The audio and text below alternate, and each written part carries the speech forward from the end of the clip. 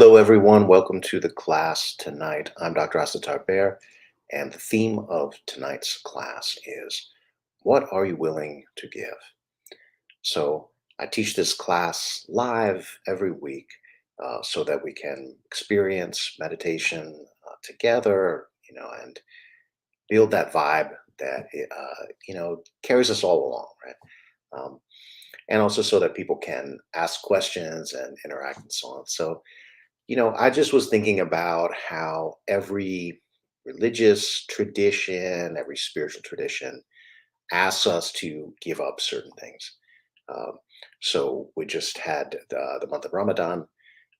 Passover just began. There's two examples of times where we're asked to give up something, right? And in for Ramadan, it's fasting during the day, right? For Passover, it's giving up leavened bread and so on. There's many other examples, right? There's lots of different periods of fasting and different traditions and other things too, right? So I think it's good to ponder the significance of that spiritually. Oh, my friend Shocker is here saying hello. Good to have you with us. Always good to be with you, my friend. So, what does this mean?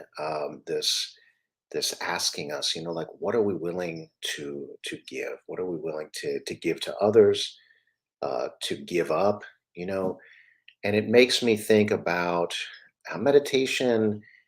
That if we look at the history, right, the history of meditation, it's taught in isolated monasteries or temples. It's practiced by sages out in the wilderness, and it has a very stringent reputation, right? um, so much so that it's like intimidating, and like the modern meditation teacher is always trying to soften this, right? Like, so this is what I find myself doing, and people say there's no way I can meditate, right? I'm like, oh my god, I'm not going to a mountaintop and sitting in lotus position on bare rock, right? I'm not doing that. I'm not capable of it, right? So people are like giving up before they start, so I'm always trying to encourage, like, oh, you can do it, just start with 1 minute, or come to. This is why I do the class, right? If I didn't care, I would just do my thing on my own, right? um, so it's like we want to be encouraging, but at the same time, meditation is about uncovering the truth, and all of us have a lot of delusions.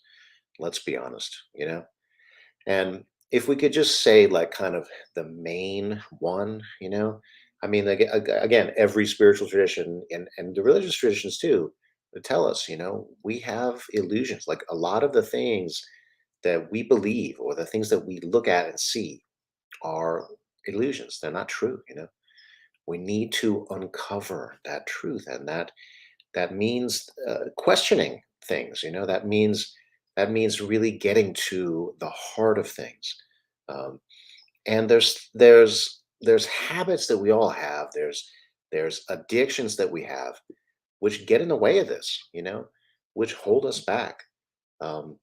Now, it's a lot of the traditions have said, here's what they are and don't do them. um, but I don't think that this works anymore in the modern era, right? The modern era, there's so much information, and we have our questions, right? Like, why? You know? So I don't think it works to dictate, do this, right?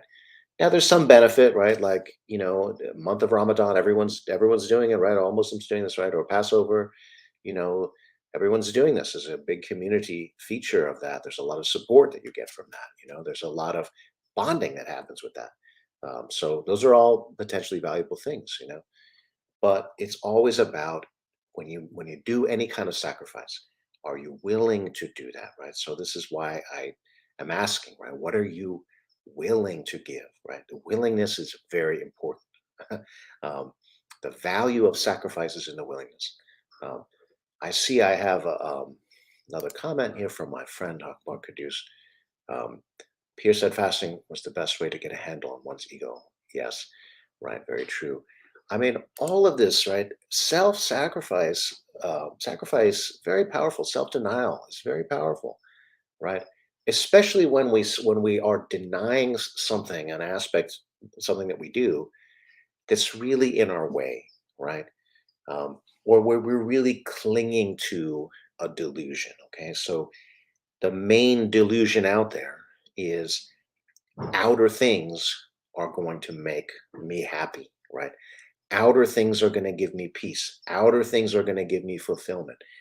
I am going to be helped the most by having this or that shiny object, right? That is, that's the main delusion that we are taught in a million ways every day by, our culture and whatever, right? Whatever culture we're in, materialism, individualism, just need to get mine, right? Like that's, these are messages which are hardly dependent on what part of the world you're in at this point, right? I mean, this point, like capitalism is a global phenomenon, right? And these are the messages that we get, right? So, and of course we get that because people are trying to sell us things. They're trying to take advantage of, our desires, right? We all have desires. And we want to take advantage of them to make money. So we're awash in these messages, and they just reinforce the delusion. And maybe it's buy this thing, maybe it's take this pill, maybe it's achieve this in your career, whatever it is, right? Outward things are not going to make you happy. I mean, that's the reality, right? Now, let's also admit that when you have a desire, you only have a few choices here spiritually, right? You can attain that desire, or you can renounce that desire, or you can sacrifice it in favor of something else, right? So, guys, that puts it in perspective, right? So, some of the things we might want to sacrifice, they might be in our way. I mean, I'll give you an example from my own life. I mean, I love like playing video games on my phone, right? I love all kinds of video games. But, it's like having it your phone, having it on your phone, it's always with you. There's always a temptation, right? And so I was, a couple of days ago, I said, I'm giving this up. I'm doing a month without this, right?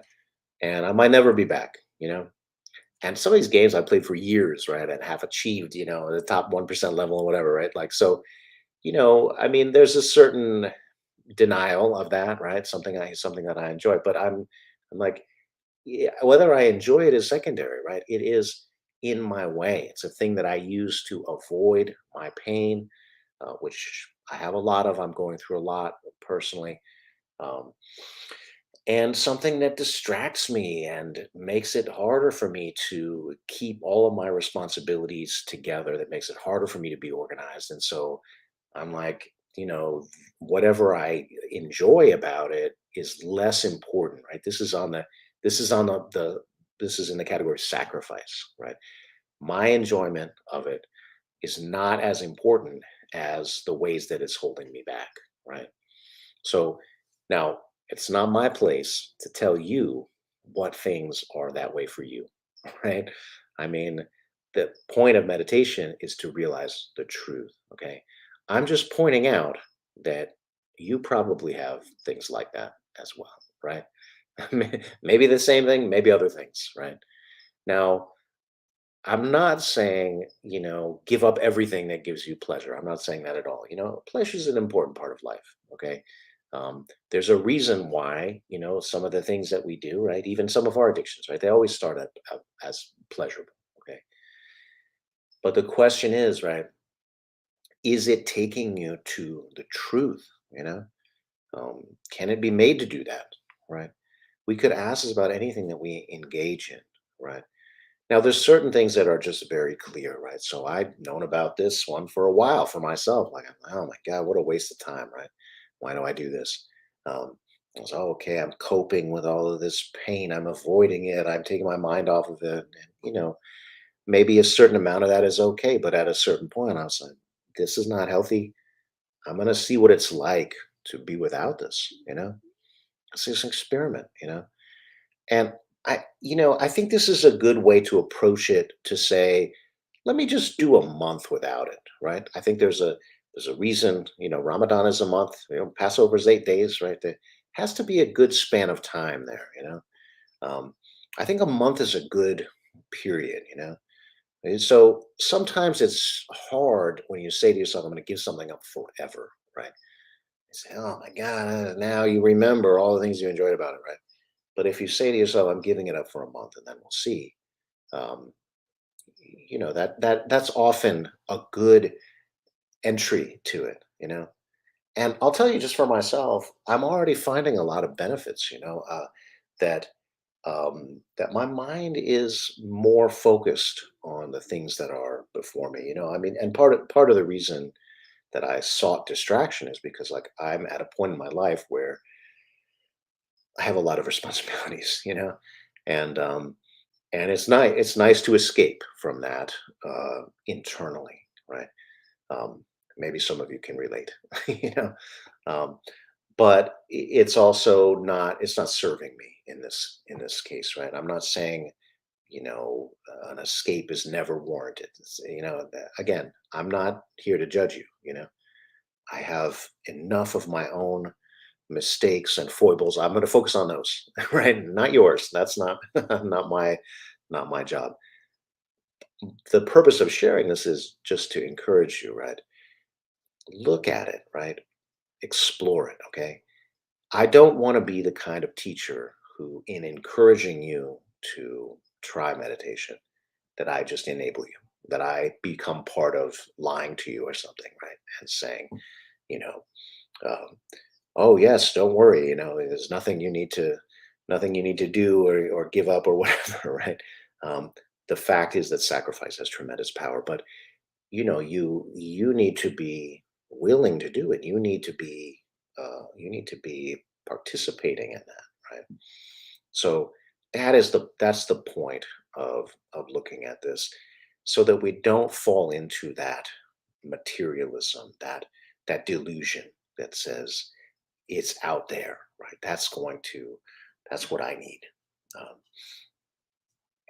but that's not where we're that's not the truth. All right. Um, all right. So now that we've done a bit of an introduction here, let's get into a meditation and explore this a little bit experientially. So to do this, we're going to start by really focusing on the posture. All right. Now I'm sitting in a chair. I know you can't really see this, so you can only see from the chest up. But I'm just sitting in like a regular, um, chair. Um, it's pretty standard kind of thing. I'm sitting back on it so that the back of my butt is touching the chair back. All right. So I have a little bit of support from that, but my back is not touching it. Okay. It's because the chair slopes back a little bit, and if for my back to touch it, I would have to kind of lean back, and I don't want that, right? I want the energy that comes from having this upright posture, all right? So take a moment and just settle into your posture,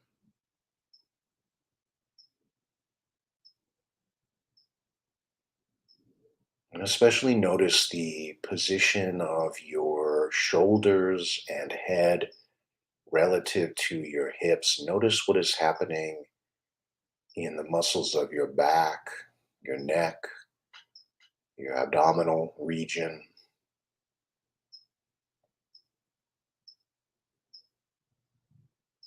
If you're sitting too far forward, you will feel strain in your neck, strain in your back. If you're sitting too far back, you'll feel some strain in the front of your body, in the abdominal area. See if you can find that balanced position where you can be upright with a minimal amount of muscular tension, There will need to be some. The muscles of your core must support you in being upright, but we want the minimum amount. And take it easy on yourself if this doesn't come naturally to you.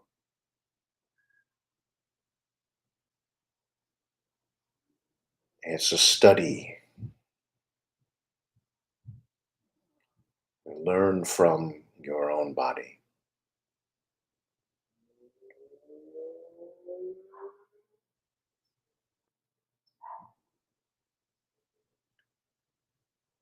And then you tune into your breath and you begin by making your breath deep, which means to breathe in and allow your belly to expand.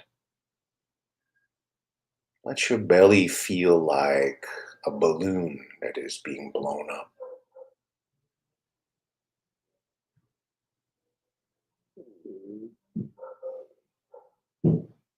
So even though you are using some abdominal tension in order to sit up straight, allow the belly to expand nonetheless.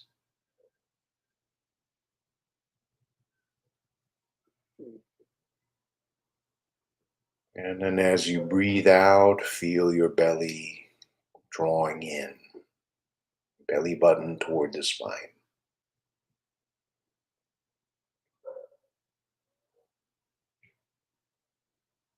So your belly is expanding and contracting as you breathe.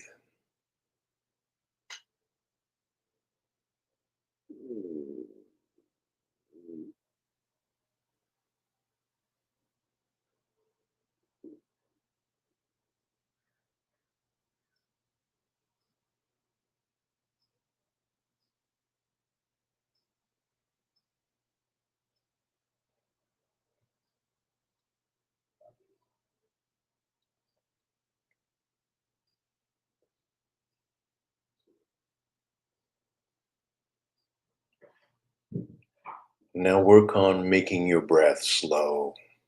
So extend your inhalation, extend your exhalation. Make your breath slow, smooth, and even. Your breath is a flow, and allow that flow to be smooth. So notice, are there any times where your breath becomes blocked or it stops? And just work to eliminate that so that your breath flows like a river, in and out. Smooth, even, and slow flow of breath.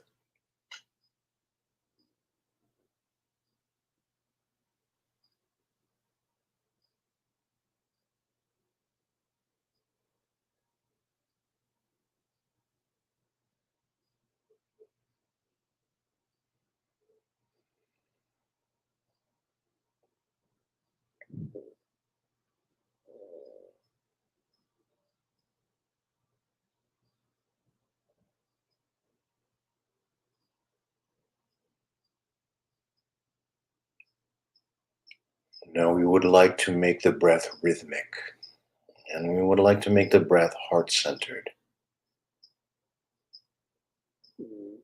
This is a very powerful form of meditation. Comes from Sufism, this heart rhythm meditation.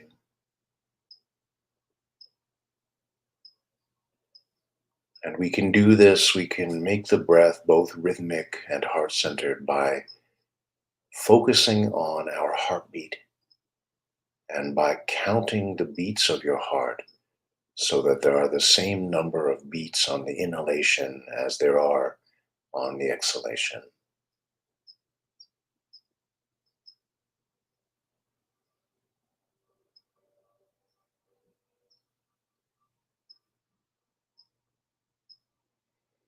Now, it may be challenging to feel your heartbeat, or you might feel your heartbeat part of the time and then lose it.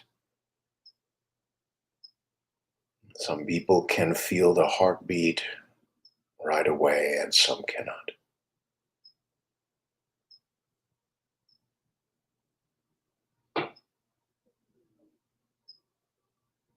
You cannot feel your heartbeat. You could lightly press with your fingertips on your chest, and this reminds you to look for it because you have this hand position. And also, just the pressure on your fingertips. Oftentimes, if it's light, or you can experiment, you can press a bit harder, but a lot of times light pressure reveals the pulse, and that's the heartbeat, so that's good. Gives you the rhythm of the heartbeat, let's say.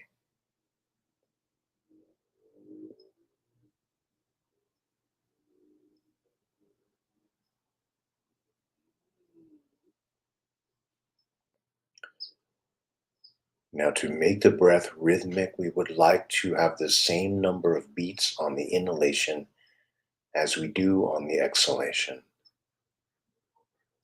And you can choose the number that is right for you. But if you practice this, I would like you to eventually get to the point where you can do 8 beats in and 8 beats out. If that is not the right number for you today, that's perfectly fine. We all do what we can.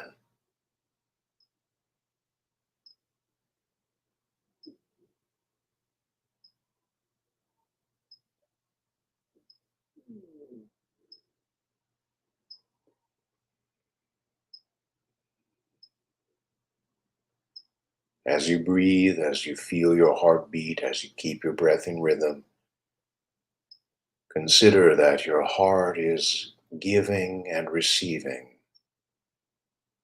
So as you breathe in, allow your heart to receive the energy of the breath, the revitalization of the breath, the spirit of the breath, filling your body, mind, heart, and soul with love, with healing, with wholeness, with unity.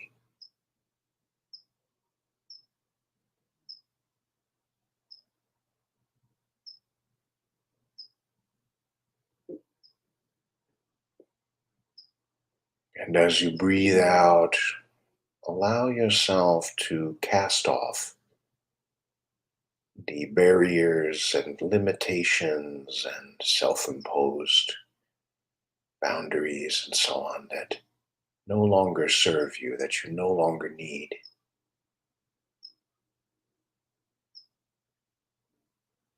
Maybe some of these are habits, maybe some of these are ways that you would like to be different.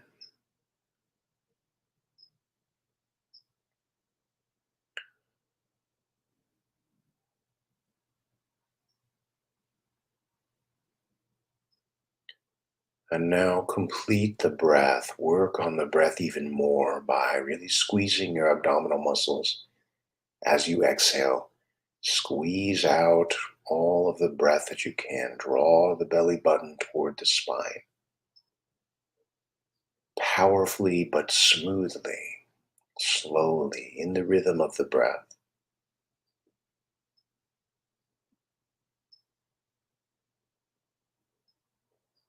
Maintain the same number of beats as you were before.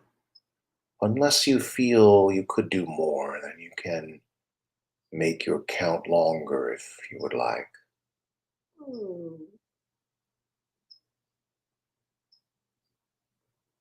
Breathe in, allow the belly to expand, and then continue the inhalation, allowing the breath to go all the way up into your chest as well. Still keeping the breath slow and controlled, but engaging not just your belly now, but your entire chest.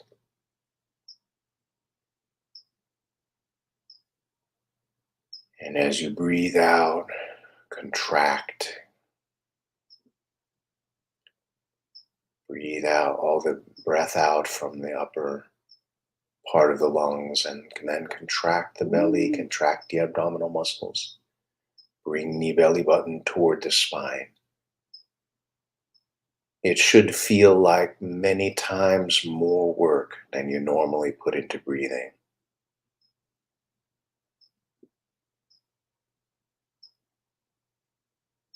Because we are trying to do a kind of breathing that is very different from your unconscious pattern. We are cultivating a way of breathing that is very powerful, but also very smooth, very slow, very subtle. Power and subtlety do not normally go together.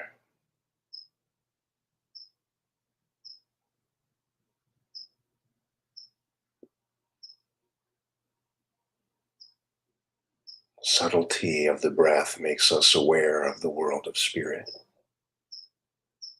It gives us room to explore ourselves with the breath.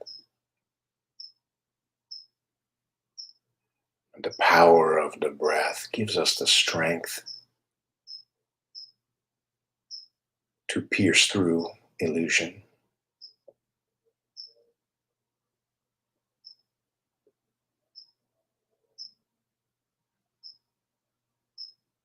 The strength to be with our pain, because we all have pain in our hearts.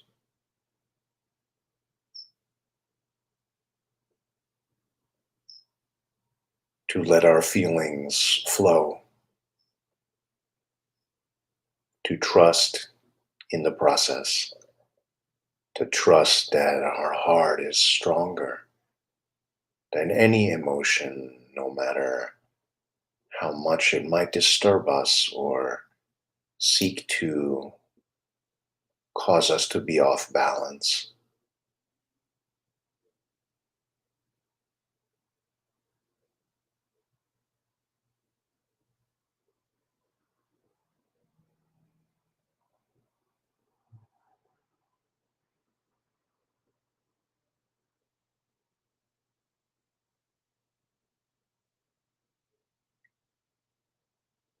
I tell you, there have been many times where I have had tears running down my face during meditation.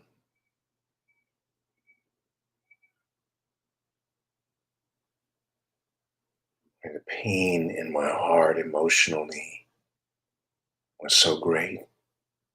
And I felt it physically as well. I felt this ache.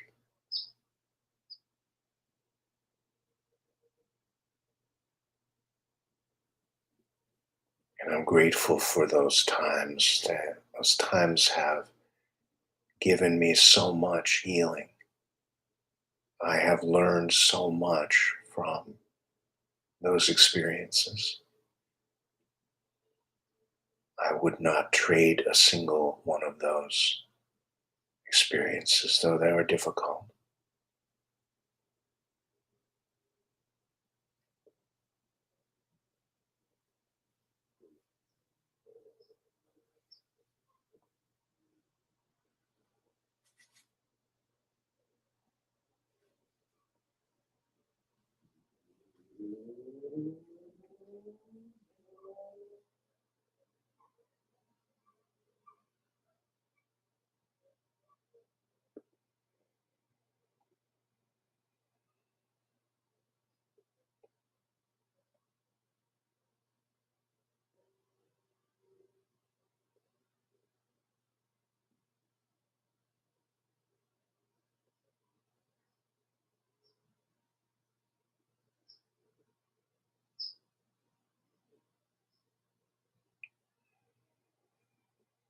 As you breathe in, you are revitalizing your heart, filling your heart with light, with love, with spirit. And as you breathe out, you are casting off all the things which limit you, the things which you no longer need. You are melting the walls that stand in your way.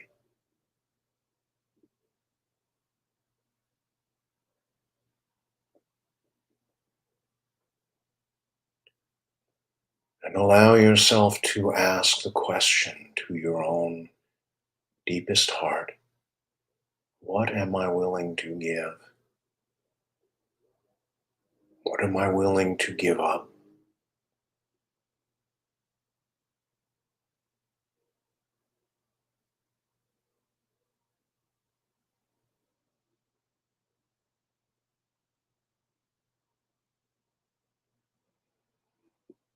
And really listen to whatever answer you get.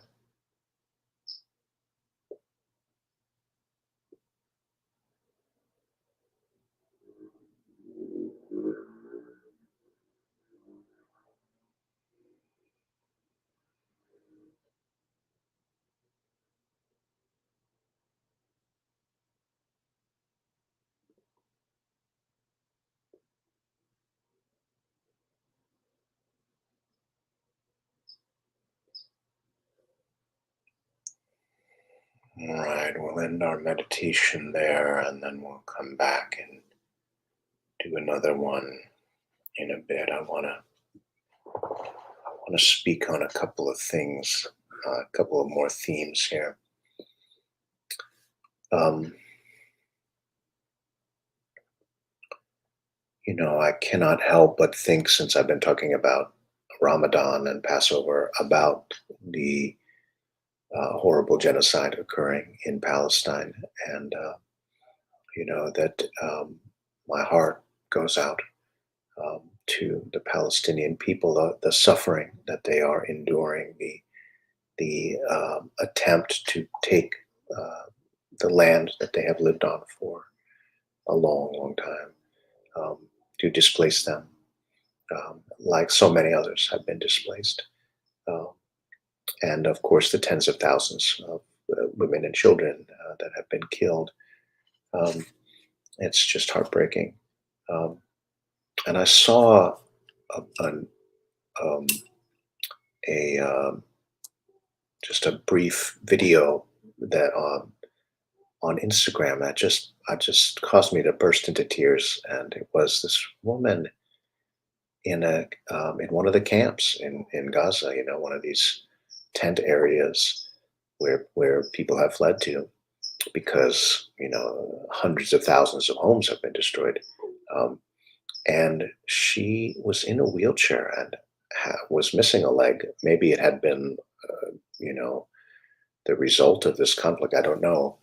Um, and she had a bandaged hand and bandage over her eye, and she was in a wheelchair and was rolling this wheelchair down a road.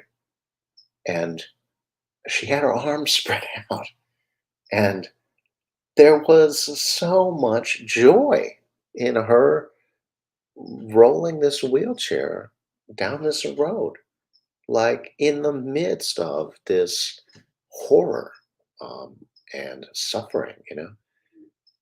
There's still joy. I was so touched by that. What a testament to the power of the human spirit, and to that woman. I mean, to just being human. I mean, we experience all of these things, and what one of us experiences, we all feel, that we all connected, we all one. That's the truth. So that's in my heart right now, and um, and the other thing is a thing that I saw. I'm going to make the connection between this. The other one was a cartoon in the New Yorker, and this one said, There's explore the different types of procrastination. Like the classic form was avoiding a task that you don't want to do, and maybe doing something else, doing something you want to do, right? But then they said, well, here's a variation, as avoiding a task that you do want to do, and they called this one the fear of failure procrastination. And that one really hit home to me, right? Because sometimes we don't just avoid bad things, with our coping mechanisms, with our addictions, with our illusions, our delusions, right? Sometimes we don't just avoid bad things with those, right? Sometimes we avoid good things. Sometimes good experiences, positive experiences, pleasurable experiences, when we're in a lot of pain, that pierces our hearts too, or maybe even more. Um, so we avoid that, right? We don't want to feel anything. We want to numb ourselves. Okay, so I don't know. Maybe tell me if that's relatable to you. um, so I wanted to talk about also why are we giving something up? When we talk about the theme of sacrifice, and sacrifice has so much power. Why are we doing it, right?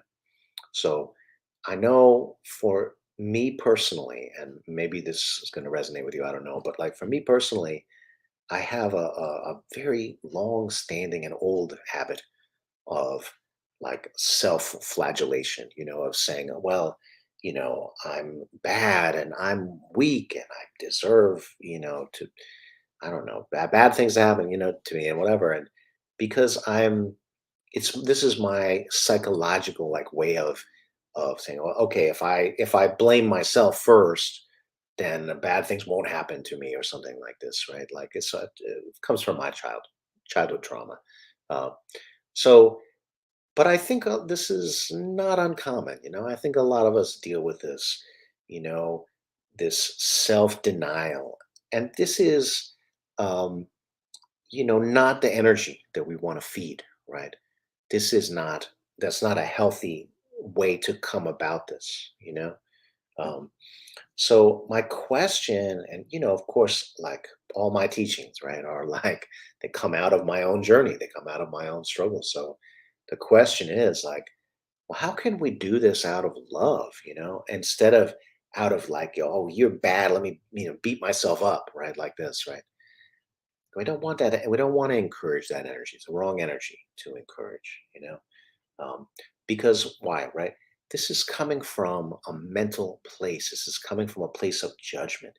This is not embracing the truth. This is not coming out of the truth of who we are, right? The truth is we are endlessly perfect, infinite beings. That is the truth of our spirit. So to put ourselves down, that's another kind of illusion. We don't want to indulge in any illusion, right? Like we don't want to say like I'm the greatest and best, and like whatever, right? We don't want to have that kind of positive ego gratification, but we also don't want to have the negative kind either, right? I mean, it's just two sides of the same coin.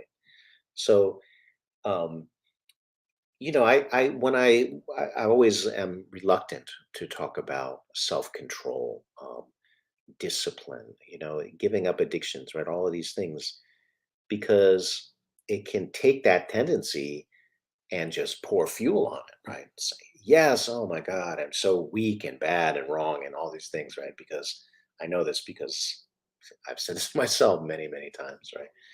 So, we don't want to have that tendency, right? How do we avoid that? Okay. How do we, because we do want self control, we want self development, right? We want to grow, we want to be the best version of ourselves, we want to explore our potential. This is a fundamental reason that we're here as human beings. We had a spirit before we came to this mortal realm, and we will have a spirit afterwards. But for this moment of life, we have the ability to explore ourselves in this world, to see what of our infinite potential can we realize, can we become. So in the next session that we go into, I want to explore how can we um, how can we do this from a place of love, okay, rather than from a place of self-hate, right? So, if someone said to me, an old school teacher said to me, well, you weak, you believe in illusion, right? You believe lies. You need to, you need to learn self-control. I'd say, yes, oh my gosh, you're right. I'm so bad. I'm so weak, right? Da da da, right? As all, but this is based on negativity, right? You're making a fetish of one's own weakness. We don't want to do that, because you make it into a bigger deal than it is, right? I mean, look, none of us are perfect. We're all very, very limited beings, Um, our spirit is unlimited, yes, right? But, all of us have made many mistakes, all of us have fallen short of our ideals. There's nothing special in pointing that out. Let's be honest, that's 100%, right? 100%. That's happened. Um, the point is not what we've done wrong, The point is what we've become, what we've learned, what we've been able to manifest, It's like it's not the paintings that you didn't paint that matter, right? It's the ones that you did paint. That's the ones, you know. And what you learned along the way, what you discovered, what you uncovered about your own spirit. So I want to take that feeling into the next meditation that we do here and really explore how do we cultivate self-mastery, self-discipline, freedom from illusion without the negative self-talk, without the putting ourselves down, right? How do we do this from a place of love with our hearts? All right, so let's explore that. Okay, take your good upright meditation posture and tune into your breath. Make your breath deep, slow, rhythmic, heart-centered, and full. All of the elements that we discussed during the first meditation.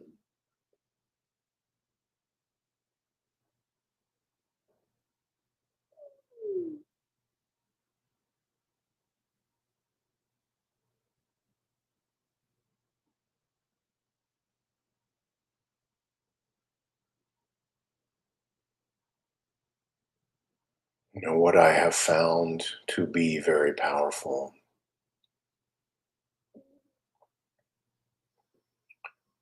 as a way of working with this wounded place within me that never feels good enough,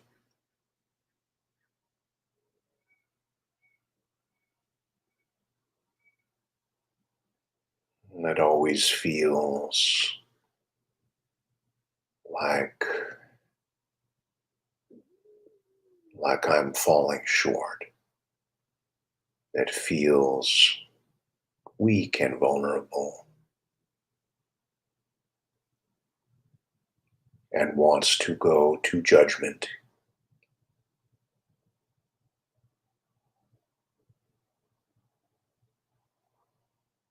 to say to this part of myself, I love you, I support you,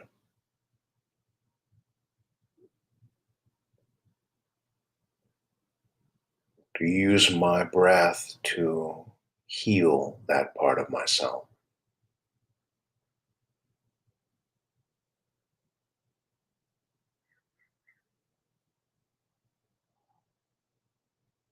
Because it is a withholding of our own love from ourselves. And it's a walling off of one part of the self from another.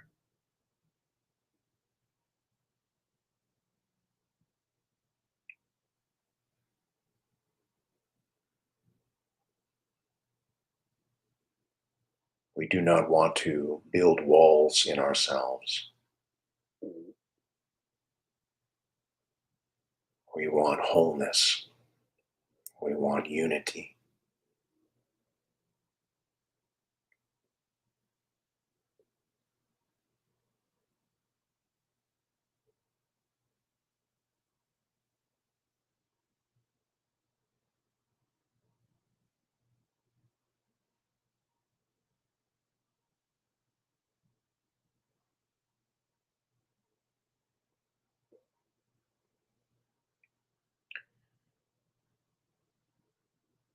For me, it has always been easier to send my breath, my heart, my love to someone else, anyone else but myself.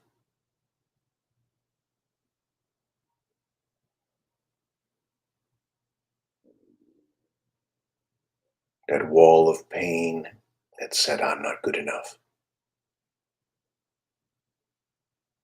always came up whenever I tried to really just experience that wholeness, that sense of there is no judgment, there is no good, no bad, and hence there is no good enough or not good enough.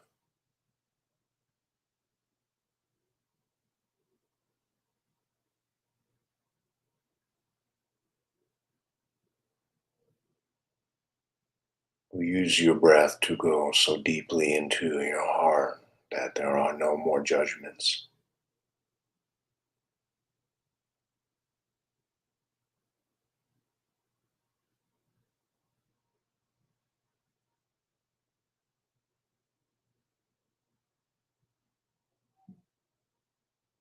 And if you find a vulnerable child there, the child version of yourself,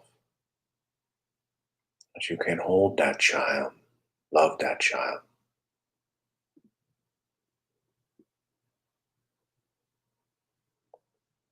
and let that little one know that you will always be there.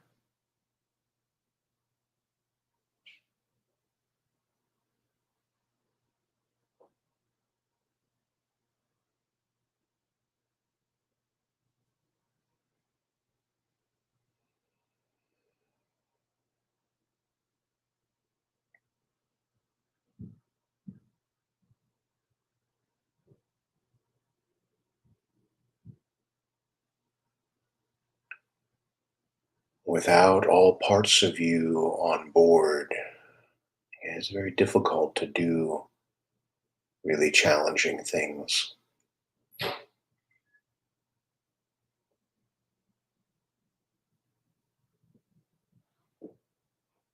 because this part of you will tend to sabotage the effort.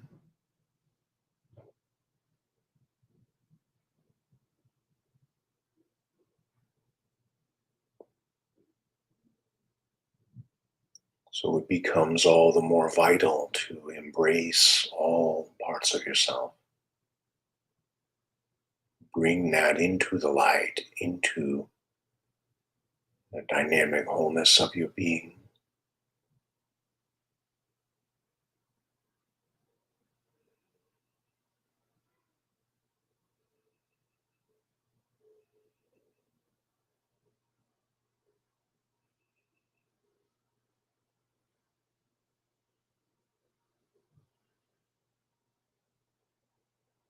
And then, having done that, to begin to ask the question, what is holding me back?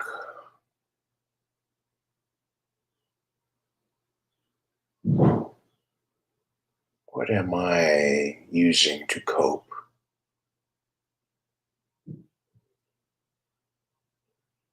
We are on this earth for a limited time, and how we spend that time matters.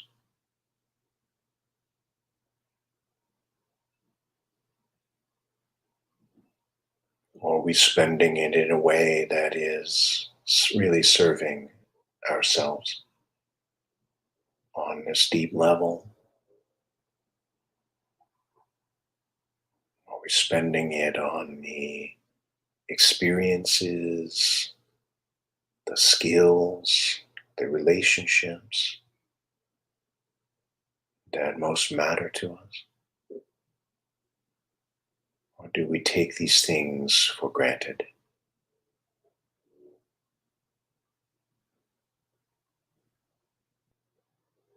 Do we think that it will always be there? Do we appreciate what we have only after it has been taken away?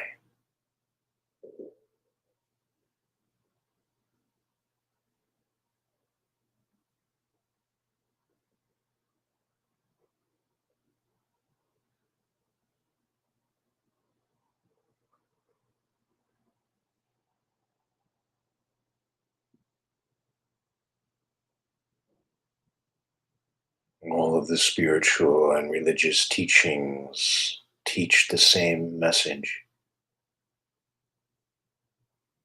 which is that the energy that we give out will be returned to us. And it may be returned to us even more strongly than what we give out.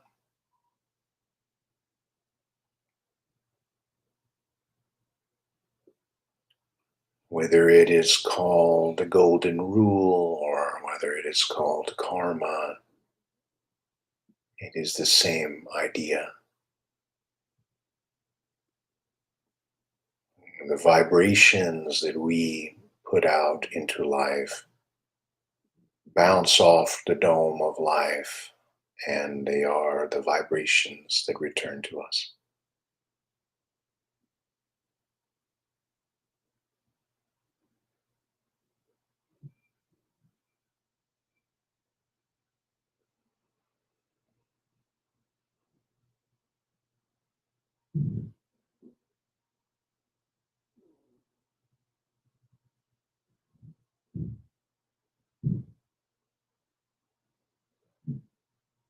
So ask your heart, what are you giving?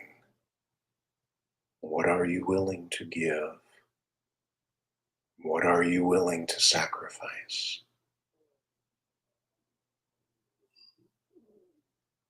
Where is it that you're seeking to go? How is it that you are longing to grow?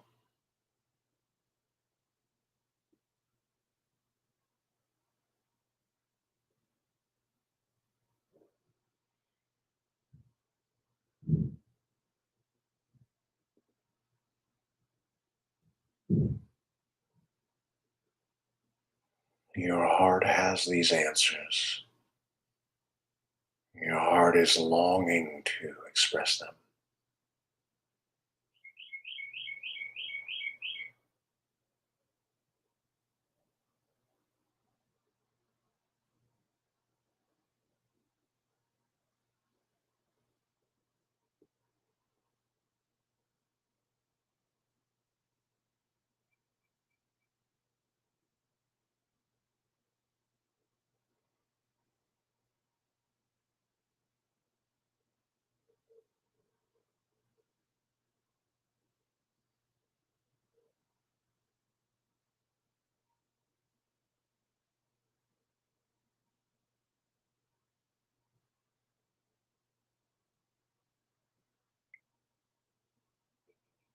May the blessings of God rest upon you.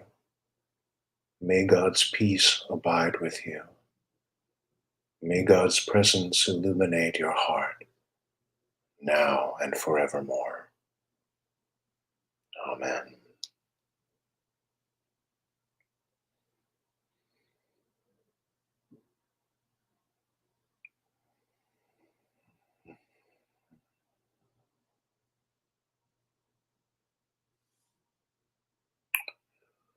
Well, as we close the class, I do have a few things that came to me about um, if you do decide, if your heart spoke to you and did, um, like mine did before, and said something that you're willing to give up, that if you're dealing with a habit, that you're giving up a habit, um, it's a good idea to replace it with something else. So for me, I was okay. I'm playing video games. What am I going to replace it with? And I did this very consciously. I said, I'm going to sketch in my sketchbook. That's what I'm going to replace it with. So, and it just in a couple of days I've been doing this. It's been nice because I've been doing a lot more sketching, and this is something I'm trying to develop more. I've always had artistic interests, so always get a lot of ideas. In fact, so many that I often found it really frustrating. But there's something about the process of drawing and sketching that, and being in that creative flow. Um, and this feels like it's serving me much more. Even if I can only create a fraction of these things, that doesn't matter. Um, being in the flow of creativity feels good. So that's my advice for you.